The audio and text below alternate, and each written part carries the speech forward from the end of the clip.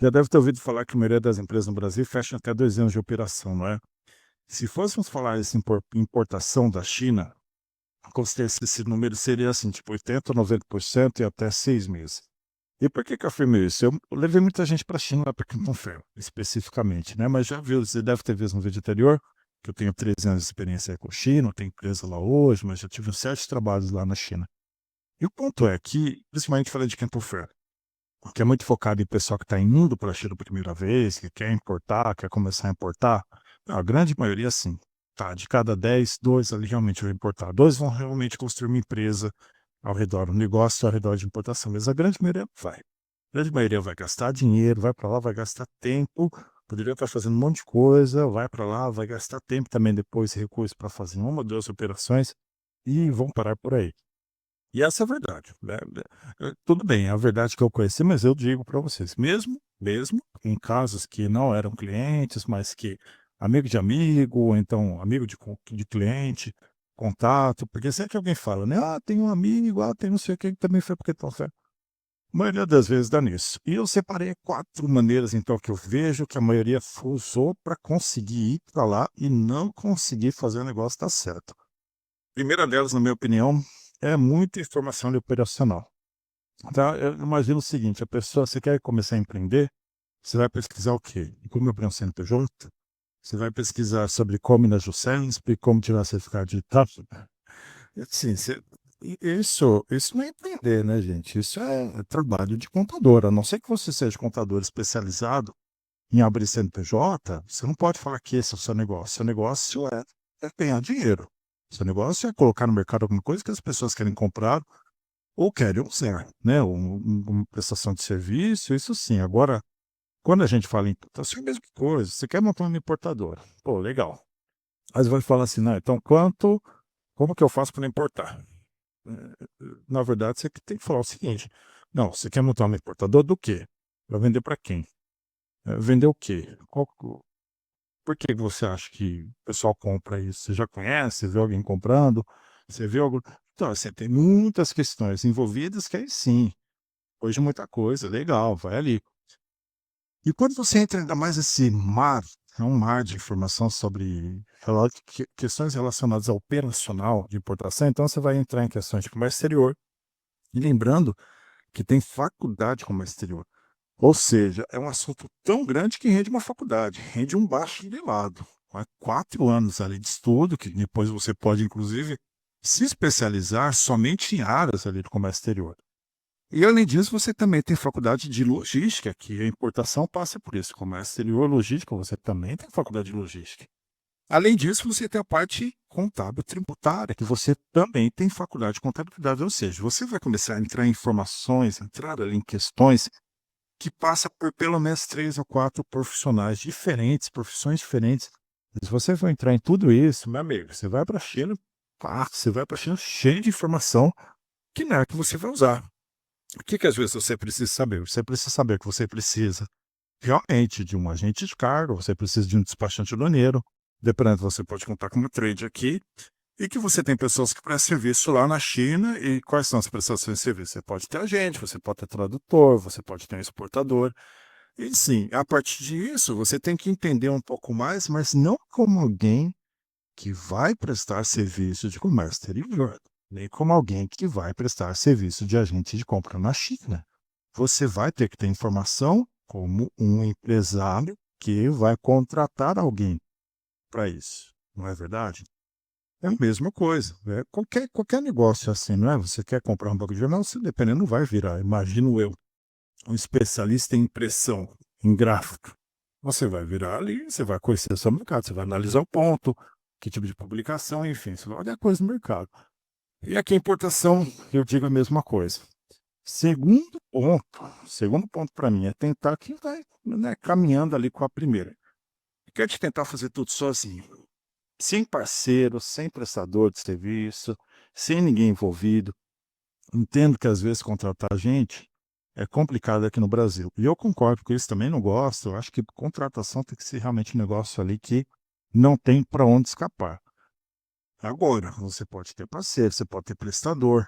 Então, assim, resumindo, o que você vê em todo meio. né? Isso daqui são Incoterms, mas sem entrar em Incoterms, que é um tema ali de comércio exterior, mas você tem todo esse meio para importar um produto lá da China, passando pela fábrica, passando pelo primeiro carregamento, parando lá na warehouse, depois subindo, né? Depois ali o despacho lá na origem, carregamento, todo o transporte, chegada, desembaraço na chegada, você tem o transporte lá para armazenamento, depois para o destino final, enfim. Todos esses desenhos aqui, cada um desses desenhos, dependendo, você tem um agente, você tem um operador, dependendo, você tem inclusive mais de uma pessoa, mais de um tipo de prestador de serviço por cada um, né?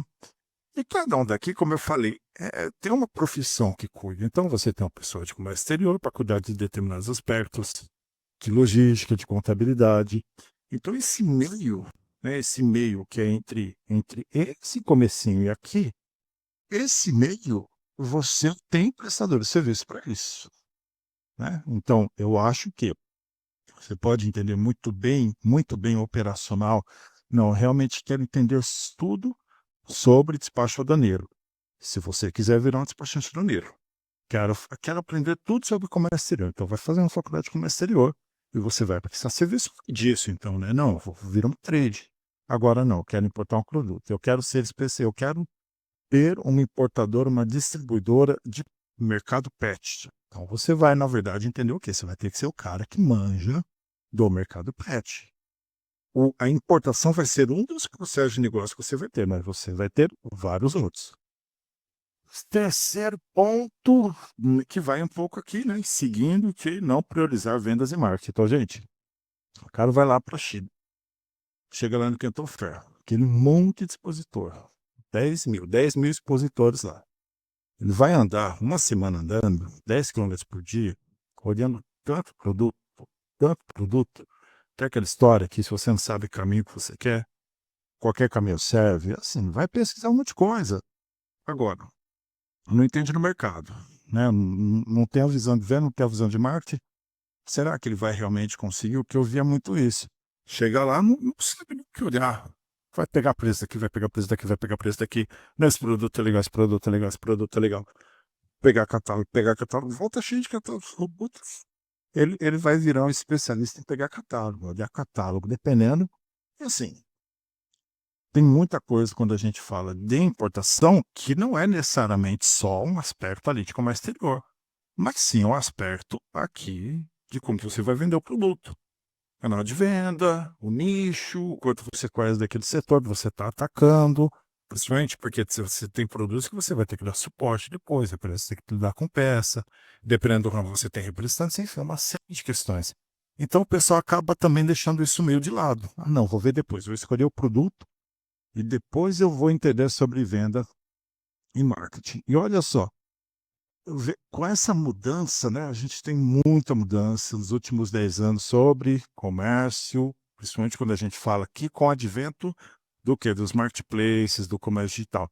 Então, só alguns números que eu separei que confirmam, né, eu queria que você visse como um suporte para falar o quê? Por que a gente tem que entender também dessas tendências, entender muito o mercado? Ó, primeiro que eu achei interessantíssimo, 67% dos consumidores pesquisam no Instagram de comprar um produto. Então, olha só, tá? Esse é o tipo de informação que eu penso assim. Deixa eu entender muito bem o que o pessoal está vendo no Instagram. Então, hoje, uma das coisas, às vezes, que eu converso muito com o cliente é, tá, esse produto, esse produto, esse produto. Poxa, a gente fala o seguinte, ó, esse produto aqui, cara, ele deu uma pegada legal do Instagram, hein? Pô, esse produto aqui, não, esse produto é legal, mas, talvez não tenha tanto engajamento, então vai ficar mais para marketplace. Poxa, esse produto aqui é bacana, esse produto aqui rende vídeo, esse produto aqui dá para vender por propaganda. Então, assim, você vai ter que ter um pouco desse feeling, né? Desse conhecimento, desse instinto de você conseguir olhar para um produto para outro e falar, não, esse produto aqui realmente dá para viralizar esse. Pô, esse produto aqui dá para trazer 20 mil unidades, eu vou vender ele em um mês. Show de bola. Continuando, né, pegando essa primeira aí, que TikTok também é tendência. Então, assim, as próximas gerações que estão vindo agora, são gerações que elas vão pegar cada vez mais insight, cada vez mais, mesmo que não seja primeira plataforma que ela vai comprar, mas ela vai pegar cada vez mais alguma coisa ali que está vindo a partir de um influencer, alguma coisa que está vindo a partir de uma mídia social para depois ir atrás daquele produto. Outro ponto, 58% das pessoas compram online, ou seja, você vai ter que entender o mercado online. Mas também 42%, isso significa que ainda 42% das pessoas também não compram online. Então você ainda tem um mercado físico gigantesco, que não dá para também deixar de lado. Se 42% das pessoas não compram online, compram offline. Só que além disso, mesmo quando o pessoal compra online, dependendo, você tem um distribuidor que vende online. Dependendo, você tem fabricantes que colocaram aquilo, né? Então, assim, você tem todo um supply chain ali envolvido, uma rede de fornecimento envolvida, que não é só uma coisa que você vai olhar, não, comprar do AliExpress e vender no Mercado Livre. Você pode fazer isso, mas o mundo é muito maior. E se você se foca somente nisso, você vai olhar um produto ali e vai falar, pô, tô vendo essa chupeta aqui eletrônica, de LED, lá. Você vai olhar essa chupeta e vai falar, não, vou vender no Mercado Livre tanto. Bom, legal. Mas assim, todos os outros canais de venda. E vender lá no Instagram. Vender no e anunciar no TikTok. E fazer propaganda. E colocar em loja. E ir lá ofertar na rede, sei lá, Alô Bebê. Nem sei se existe, acho que existe, né? Na rede Alô Bebê. E entrar com algum distribuidor junto. Então, assim, muita opção, né? Que se você não entende, realmente, você vai chegar na China novamente. Você vai chegar lá com pouca informação. Boa parte das pessoas ali que eu coloquei ainda preferem lojas físicas, supermercados. Assim, supermercado ainda compra muito também. Você pode fornecer para supermercado também.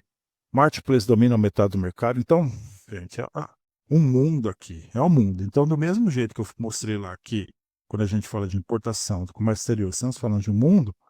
Quando nós falamos de venda, canal de venda, estamos falando de um mundo também. E esse mundo aqui importa muito mais para o empresário de importação, né? Porque é um empresário, afinal de contas, um empresário de importação é um empresário que vende. O quê? Vende produto. Então importa muito mais para ele do que aquelas questões operacionais que eu comentei. E o quarto, mas não menos importante, que são as questões financeiras, né? Margem, fluxo de caixa, ROI. E tem um vídeo lá do Flávio Augusto que eu gosto muito, que eu acho que é o melhor exemplo possível do que eu acredito também, e que é o que ele fala assim, de uma maneira excelente. Deixa eu dar um play aqui. Muita coisa chata, muita coisa chata. Mas no patamar que eu cheguei, eu consigo fazer muito pouco coisa chata. Vou dar um exemplo de coisa chata. Falar de contabilidade é chato. Bater número ali, diferença do cara, isso é horrível, é chato pra caramba. Eu faço quase. Caramba, aquela BRE lá com 1.100 Você gosta de contabilidade? linhas, você fala assim, cara, Tem não que quero achar ver uma isso. diferença ali. Não quero ver isso. Tem coisas que são chatas, né? Falar de coisas burocráticas é chato. Agora, eu nunca fui na prefeitura. Eu já tive mais de 200 CNPJ na minha vida. Cada escola era um CNPJ diferente, cada empresa um CNPJ diferente. Mas nunca fui na prefeitura. Às vezes eu vejo um empresário e falo assim, não, eu tô na prefeitura resolvendo um problema. Eu não sei o que esse cara tá fazendo. Empreenda há quase 30 anos e nunca fui na prefeitura. Entendeu? Nunca fui no banco. Não tô exagerando, senhores. Assim, tô falando como empresa. Tá pegando um pouquinho? Isso daqui é a mesma coisa que você falar o seguinte. Eu mexo na importação, tenho uma empresa importadora e você vai viver no porto. Vai viver na Receita Federal. Mesma coisa. Eu nunca fui no porto. Nunca fui. Aqui no aeroporto, olha que eu moro a 1 hora do aeroporto de Guarulhos. Chegou coisa de cliente essa semana, por exemplo, lá. Mas para que eu vou lá? Quem vai é o despachante. Até o cliente, se ele quiser ir, vá. Mas eu não vou no porto. Mas não faz sentido. Muito menos em Receita. Eu vou lá no banco resolver um problema. Nunca fui no banco. Nunca fui numa ação trabalhista. Tá maluco? Vou lá gastar meu tempo lá para discutir sei lá o quê? Nunca fui. Ou seja, Sim. mas não é que agora eu não fui. Quando eu comecei a empresa 30 anos atrás, duro, no cheque especial, eu não fui, não ia também. Porque eu sempre tentei filtrar meu tempo para fazer as coisas que me fazem bem e que mexem o ponteiro do negócio. E na prefeitura não mexe o ponteiro. Vender mais mexe o ponteiro. Né? E na ação trabalhista não mexe o ponteiro. Mas eu trabalhar numa campanha de marketing e contratar treinamento de pessoas, isso mexe o ponteiro. Tem muito empresário que eu acho que ele demora pra despertar isso na cabeça dele. Porque negócio pequeno, poucos colaboradores, ele ainda acha que tem que fazer muita coisa porque o negócio é dele. Então ele acaba perdendo muito tempo com processos que ele não deveria perder. Da onde que veio lá atrás, lá, esse despertar? Não, cara, eu sempre foquei no que dava Tá com a mesma coisa, né? Até o que ele pegou, esse rapaz aí que falou, o último empresário pequeno, que quer tentar fazer tudo sozinho. Eu acho que um grande aprendizado é o seguinte, que se você for um empresário pequeno, é aí mesmo que você tem que fazer aquilo que é essencial, aquilo que mexe, aquilo que move ponteiro, aquilo que dá lucro, aquilo que vai começar a pagar a sua operação a ponto de você contratar gente, não é? Então, essa pressa tem que ser maior. É um negócio assim que eu já caí também muito nesse erro de às vezes a gente se esconder atrás do trabalho operacional, né? E falar assim, não, estou produzindo, estou sendo empresário. O que você está fazendo? Estou estudando tributo, né? Então acho que é a mesma coisa. Para o pequeno, para quem está começando, a pressa e a necessidade de acertar desde o começo tem que ser ainda maior. Regra de Pareto, desde o comecinho, 20-80. 20-80. 20% das coisas que você vai fazer é que vão te trazer 80% do resultado. Aquilo que não é essencial, que não vai te trazer resultado agora, você não vai focar. Na administração, o que a gente aprende? Né? Logo lá no comecinho das matérias de administração, que você tem processo que é essencial da empresa, que faz parte do core ali, que você assume. Agora, processos que não são parte do core, você terceiriza, mais barato. E você tem outro negócio, principalmente para gente que é pequeno, que é o quê? Que é custo de oportunidade. Você passar 2 dias numa prefeitura, tudo bem, aquilo te gera quanto de valor? Agora você passar 2 dias fazendo 10 reuniões de venda com o cliente. Que valor que isso não pode gerar para você? Não é? E é muito maior, né? Tá, 2 dias em reunião com investidores. Eu não, vou passar 2 dias em reunião com prestadores de serviço, tudo bem, tá? Você está avaliando ali 10 prestadores de serviço, por exemplo. Tudo bem, mas sai um pouco disso. Então, novamente, a gente entra naquela questão, por isso que eu falei, para mim é um perigo gigantesco. Cair esse meio assim dos custos, esse meio dos processos, esse meio de tudo isso mirabolante, isso é um risco gigantesco e que dependendo vai te afogar, vai te atrapalhar muito mais do que ajudaria. Então, pegando aquela imagem, né, que eu coloquei, é o seguinte: o que que eu digo? A não ser que você queira ser um profissional de comércio exterior, trader, despachante, agente de carga, você não vai focar nisso. Você vai focar aqui é China e aqui é Brasil. Então você vai focar antes para o quê?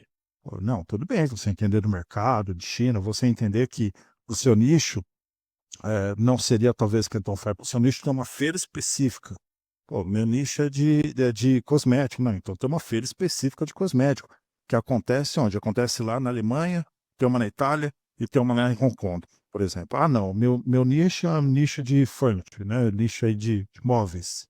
Então, você pode entender o que? Olha, tem uma feira específica de móveis, que é a Cicla em Shanghai, e você tem uma região, que é a Shundan, Foshan em geral, que é muito forte na parte de móveis. Fica ali logo do lado de Guangzhou. Então, tudo bem você entender isso. Tudo bem você entender que, olha, isso tem um prestador de serviço muito bom. Então, a gente lá, legal, que já tive indicação, conheci, vou lá para a China, vou conhecer os três, então tudo bem, né? Você tá trabalhando ali antes, lá no comecinho, lá do outro lado. E no sentido oposto é verdade também. Então você vai trabalhar aqui depois, olha só, depois do warehouse, o que é isso? É o mercado. É o que o Flávio Augusto estava falando ali, sobre aquele que realmente mexe o ponteiro, aquilo que cria negócio, aquilo que rompe, aquilo que vai te dar dinheiro, que vai te bancar outras operações, porque é isso que você quer. Você quer trazer a operação, fazer a operação mais rápido possível, com um produto que te dê margem, lucro, rápido, e que essa margem, esse lucro, pague as suas custas operacionais a ponto de você expandir o seu operacional para conseguir o quê? Repetir o processo mais de uma vez. Então, se esses são os problemas, o que eu penso então das soluções, né? Primeiro lá, coletar, resumindo também, coletar o máximo de informações operacionais e estratégicas, que eu coloquei como erro. Entende estratégico, foca no estratégico, aqui é custo de produto versus custo de operação. Então, até falo para o pessoal, olha, normalmente em operação de importação, você vai ter um produto, se o produto custa $1, lá na China ele vai custar 85 centavos ali de dólar para nacionalizar. Então considera aí que vai sair entre 1,85 a $2 com o produto aqui no Brasil. Varia? Claro que varia, depende da operação, depende do meio, depende da quantidade, enfim, depende de um monte de questões. Mas às vezes para começar, já é o suficiente, já é isso que você precisa. Tentar fazer tudo sozinho, então trocar isso, né gente, por constar despachante, constar traders, constar contadores. E lá na China também. Pô, vai falar com a gente, vai tentar conhecer pessoal de inspeção, vai conhecer pessoal exportador. Lembrando que eu já fui todos esses daqui. Hoje eu sou exportador, mas já fui todos esses daqui. Dependendo, pessoal, você tem agente de compras, tem inspeção ali que é baratíssima, inspeção de $100 para o cara pelo menos ir lá, visitar a fábrica, que o cara que seja chinês, que pega a documentação, fala para você se é real, tal, tudo bem, vai, 100 não, mas 150, $200 você já consegue. Para uma operação, às vezes, de $20 mil, que nada, né? E a mesma coisa a gente, pô, a gente de compra, dependendo lá na China, vai comprar ali 2, 3%, 4, 5%, não vai ser o melhor, de 2, 3% não vai ser o melhor. Mas dependendo ali, pelo menos alguém para ficar ali contigo, que você pode continuar fazendo todo o processo, cuidando de fábrica, falando diretamente com o vendedor lá de fábrica, se você gosta, tudo bem. Mas assim, vai trazendo apoio, vai aprendendo a lidar com os prestadores de serviço, não é? Vai aprendendo, porque esse é o pessoal, esse é o papel do empresário. Conseguir lidar com todos os prestadores de serviço, conseguir lidar com todos esses agentes aí nesse meio. Terceiro ponto lá que eu falei, não priorizar vendas, né? Então, novamente, qual que é a solução para isso? Poxa, seja expert ali no seu nicho de produto. Vamos supor. Bom, então você é um expert em academia. Não, sou um distribuidor de produtos de academia. Ou então em canal de venda, né? Não, eu tenho eu sou expert em vender papelaria no TikTok. Né? Então você ali combinou, conhece muito aquele canal de venda, aproveita aquele canal de venda para combinar um outro conhecimento seu. Você tem questões em que você pode ser expert nos dois, né? Então, por exemplo, já levei cliente lá para a China, que o cara vende muito produto cosmético e médico em TV. O cara vende muito dinheiro, deve ganhar até hoje. E ganhava muito dinheiro. É um cara assim, que ele realmente entende muito de TV, entende muito daquele nicho, de médico, de atender ali o pessoal de terceira idade. E o quarto questão, né? A quarta questão é ignorar questões financeiras. Então, margem, fluxo de caixa, ROI. Então, assim, o cara não conhece, não consegue entender que às vezes importação é lidar com compra e venda. Então, você tem que comprar um produto barato e vender o produto caro. Você tem que entender como comprar o produto mais barato possível, vender com a maior margem possível, mais alto possível, e conhecer esse meio de campo, para quem que você vende, tudo mais. Só que você também tem que entender o quê? Flutuações do mercado, quais são os riscos do mercado. Tem produto, por exemplo, que você vende numa época, tem produto que você tem que ter saque, tem produto que você tem que ter certificação, tem produto que você tem que ter representante, tem produto que você realmente tem que ter ali um nome grande por trás, algum nome por trás. Tem produto, por exemplo, que só vende hoje se você tiver uma marca boa. Se o produto não tiver margem, vale nada. Vamos pegar ali maquiagem, por exemplo. Maquiagem é o caso. Você tem que ter uma marca boa. Né? Tem que ter uma marca boa. Senão, realmente, você vai ficar brigando ali para concorrer com maquiagem aí da 25. Aí você não vai conseguir concorrer. Outro ponto, né? Vamos supor, de pagamento antecipado. Pô, você conseguir entender que quando você compra aqui no Brasil, tudo bem, você pode estar pagando mais caro, mas você está pagando dependendo do prazo. Você tem garantia, o produto chega na sua mão rápido. Quando você está entrando na China, a gente paga antecipado, você vai pagar todo o produto. Você vai receber ele depois, né, de 1, 2 meses, já vai estar pago. E depois a gente vai começar a vender. Então, o fluxo de caixa, ele é diferente. O retorno, poxa, escrevi errado aqui, mas o retorno sobre investimento, então você conseguir olhar para uma operação e falar, não, isso daqui eu vou entrar nela porque o retorno de investimento é X, por isso que eu vou importar esse produto. Em comparação, não, se eu colocar ali só colocar renda fixa, o retorno de investimento é o quê? Não, é 12%. Então eu vou colocar isso daqui que meu retorno de investimento é o quê? É 50% agora. Você não vai entrar numa importação por seu retorno de investimento de 5%. Não é? É melhor você deixar o seu dinheiro investindo. Não é verdade? Então, assim, entender que isso é uma operação financeira. Você entender que tem coisa de oportunidade também, que a partir do momento que você entra em importação, você também não vai, dependendo, você vai deixar outras coisas de lado. Essas outras coisas que você vai deixar de lado te darem um retorno maior do que a importação, então você tem que julgar tudo isso. Né? Então, aqui eu vou dar um exemplo, por exemplo, esses produtos aqui da minha plataforma. Então, eu, eu eu quis sempre trabalhar de uma plataforma de um jeito isso daqui para me ajudar também. Mas sempre de um jeito o quê? Que eu conseguisse ter uma visão. Esse produto ele tem um retorno de investimento tanto, esse produto tem retorno de investimento tanto, e com isso eu consigo olhar um monte de coisa, prestar um monte de coisa para o cliente e falar, olha, esse produto sim, esse setor ele tem uma margem boa, mas olha, esse setor é essa outra margem, esse setor é assim, esse setor é assado. Mas conseguir olhar para essa questão do investimento. entende? Conseguir olhar realmente para essa questão do retorno de investimento como uma parte essencial, né? Então nós não estamos, como empresários, nosso ponto não é participar do processo X ou fazer o processo Y. O nosso ponto é o quê? Olhar aquilo que dá um retorno de investimento maior possível. Se não, como eu falei, dependendo, se batesse aqui 10%, pô, se fosse 10% aqui, é melhor que você deixar em renda fixa, né?